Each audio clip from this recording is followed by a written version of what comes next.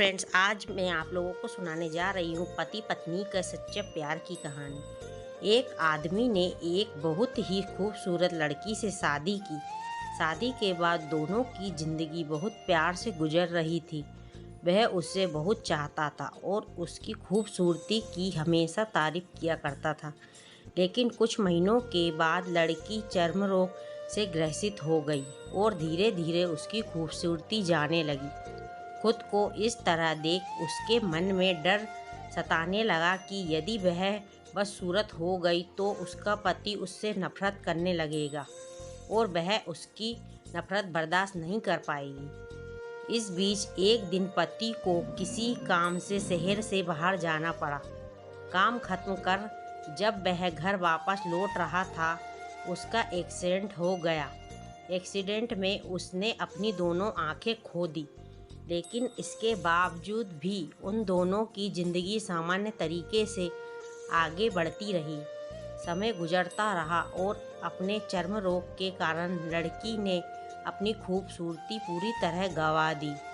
वह बदसूरत हो गई, लेकिन अंधे पति को इस बारे में कुछ भी पता नहीं था, इसलिए इसका उनके खुशहाल विवाहित जीवन पर कोई प्रभाव नहीं पड़ा।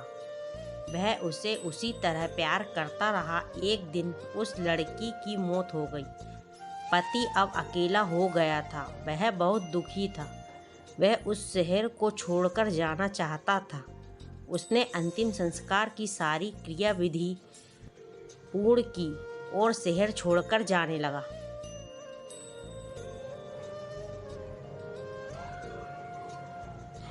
तभी एक आदमी ने पीछे से उसे पुकारा और पास आकर कहा, अब तुम बिना सहारे के अकेले कैसे चल पाओगे?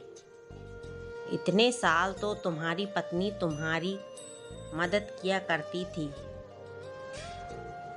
पति ने जवाब दिया, दोस्त, मैं अंधा नहीं हूँ। मैं बस अंधा होने का नाटक कर रहा था, क्योंकि यदि मेरी पत्नी को पता चल जाता कि मैं उसकी बदसूरती देख सकता हूँ, तो यह उसे उसके रोग से ज़्यादा दर्द देता। इसलिए मैंने इतने साल अंधे होने का दिखावा किया। वह बहुत अच्छी पत्नी थी। मैं बस उसे खुश रखना चाहता था।